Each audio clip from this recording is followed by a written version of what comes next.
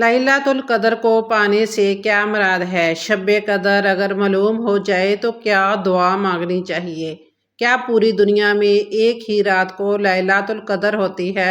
رسول اللہ صلی اللہ علیہ وآلہ وسلم نے فرمایا، رمضان کی آخری رات روزے داروں کی مغفرت کر دی جاتی ہے۔ صحابہ کرام رضی اللہ تعالیٰ عنہ نے عرض کیا، کیا یہ شب قدر ہے؟ آپ صلی اللہ علیہ وآلہ وسلم نے فرمایا، نہیں بلکہ بسم اللہ الرحمن الرحیم۔ رمضان المبارک تمام مہینوں کا سردار ہے۔ اس ماہ کے تمام ہی ایام فضیلت کے حامل اور بابرکت ہیں، تاہم اس کے آخری عشرے کی اہمیت اور عظمت بہت زیادہ ہے کہ جو جہنم سے نجات کا عشرہ ہے۔ نبی کریم صلی اللہ علیہ وآلہ وسلم یوں تو پورا ماہ رمضان عبادت و ریاضت میں گزارتے، مگر آخری 10 دنوں میں آپ صلی اللہ علیہ وآلہ وسلم کی عبادت میں بہت اضافہ ہو جاتا۔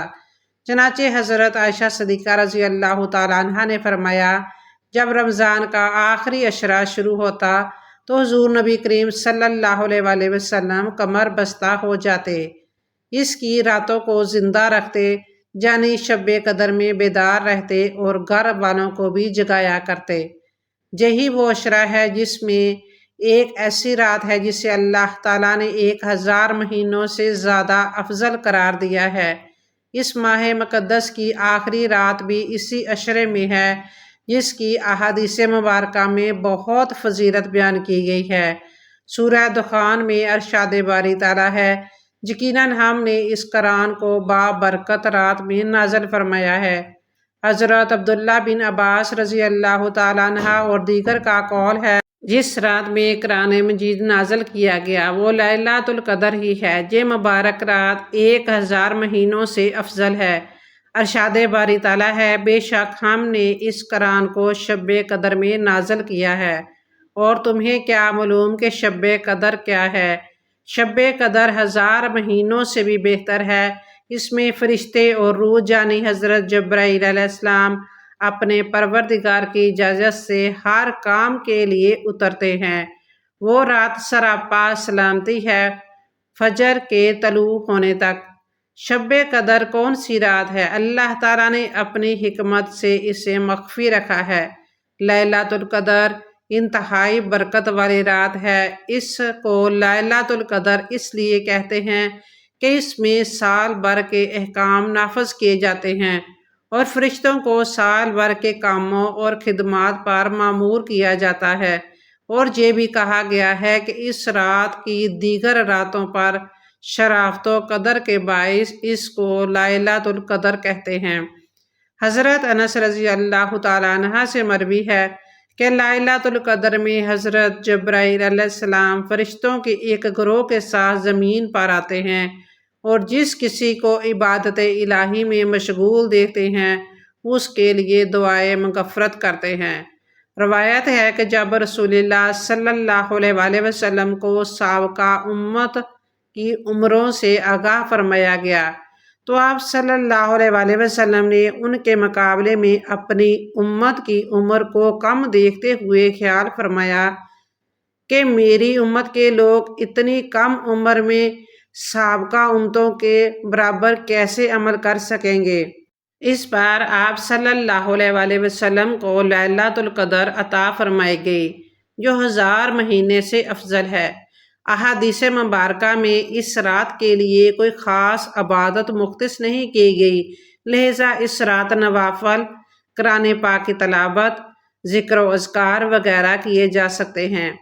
حضرت عائشہ رضی اللہ تعالیٰ عنہ نے ایک موقع پر نبی کریم صلی اللہ علیہ وآلہ وسلم سے دریافت کیا کہ اگر میں ليلۃ القدر کو پا لوں تو اللہ سے کیا طلب کروں؟ جس کے جواب میں آپ صلی اللہ علیہ وآلہ وسلم نے حضرت عائشہ صدیقہ رضی اللہ تعالیٰ عنہ کو یہ دعا سکھائی، اے اللہ، تو معاف فرمانے والا ہے، معاف کرنے کو پسند فرماتا ہے، اس لیے مجھے معاف فرما۔ یہ مغفرت کی دعا ہے۔ اس اہم رات میں اگر کوئی دعا مانگی جا سکتی ہے تو یہی تھی۔ اس لیے نبی صلی اللہ علیہ وآلہ وسلم جس دعوت کو لے کر آئے اس نے اگر کوئی انقلاب برپا کیا تھا تو یہی تھا کہ خواص سے لے کر عوام تک سب کو ایک ہی فکر لاحق ہو گئی تھی کہ ہم قیامت کے عذاب سے بچ جائیں۔ بدھو بھی رسالت مآب کی خدمت میں آتے تو یہی کہتے کہ ہمیں بس اتنا دین بتا دیجئے جو ہمیں دوزخ سے بچا لے اور جنت میں لے جائے۔ چنانچہ اس رات میں آپ صلی اللہ علیہ وسلم نے یہ نہیں فرمایا کہ دعا کرنا کہ حکومت مدینہ مستحکم ہو جائے، یا پورا دین نافذ ہو جائے، یا فلاں کافر پر عذاب نازل ہو جائے، بلکہ آپ صلی اللہ علیہ وسلم نے یہ سکھایا کہ اگر یہ اہم رات پاؤ تو اپنی مغفرت کی دعا کرو۔ ماہ رمضان کی آخری رات یعنی عید الفطر کی چاند رات ہمارے ہاں گل گباڑے بے مقصد گھومنے پھرنے یا عید کی تیاریوں کے لیے مارکیٹس کے چکر لگانے کے لیے مختص ہے۔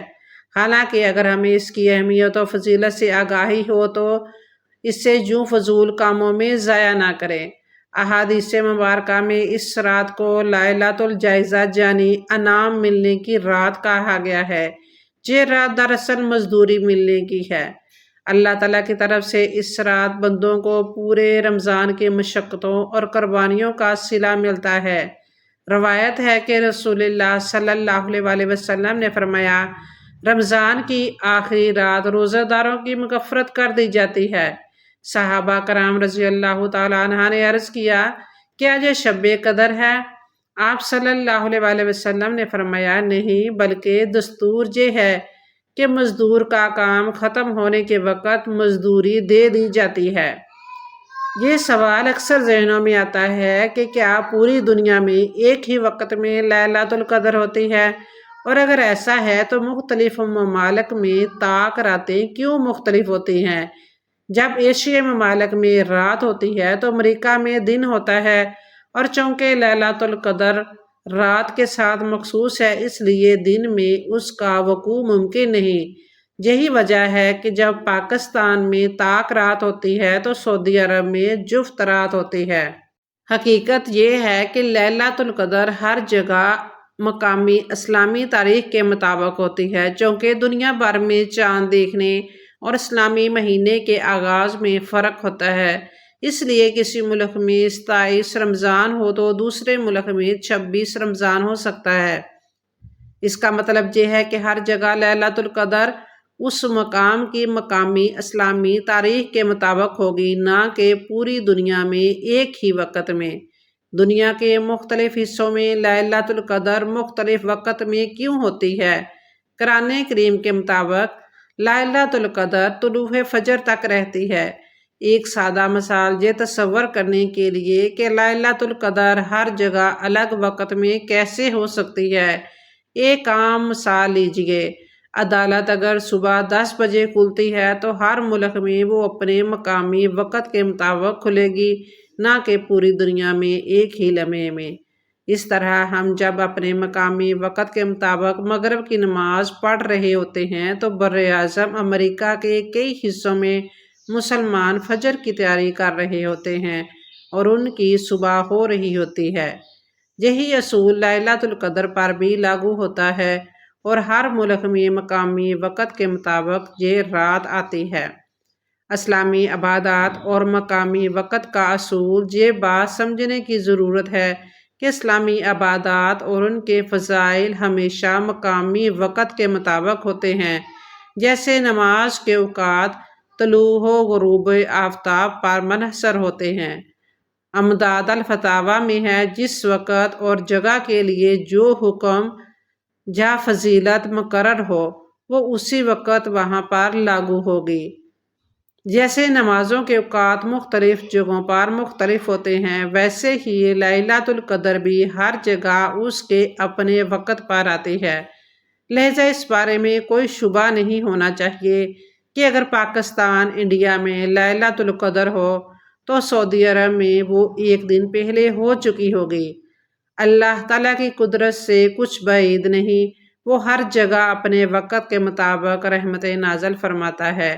اسی طرح فرشتے بھی ہر جگہ اس وقت نازل ہوتے ہیں جب وہاں لیلۃ القدر کا وقت ہوتا ہے۔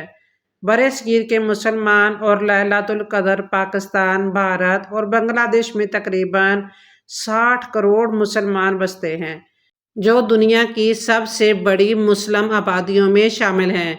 ये तमाम मुसलमान अल्लाह के रसूल सल्लल्लाहु अलैहि वसल्लम के फरमान चांद देख कर रोज़ा रखो, चांद देख कर ईद करो पर अमल करते हुए रोज़ा रखते हैं और इसी बुनियाद पर ताक रातों में इबादत का अहतमाम करते हैं। लैलतुल कदर एक ही रात होती है, लेकिन हर जगह अपनी मकामी वक़्त के मुताबिक इख्तलाफ मताले और वक़्त के फ़र्क की वजह से ये मुख्तलिफ ममालिक में मुख्तलिफ रातों में हो सकती है। लिहाजा हर मुसलमान को अपने मकामी इस्लामी तारीख के मुताबिक ताक रातों को तलाश करना चाहिए और उनकी बरक़ात से भरपूर फ़ायदा उठाना चाहिए।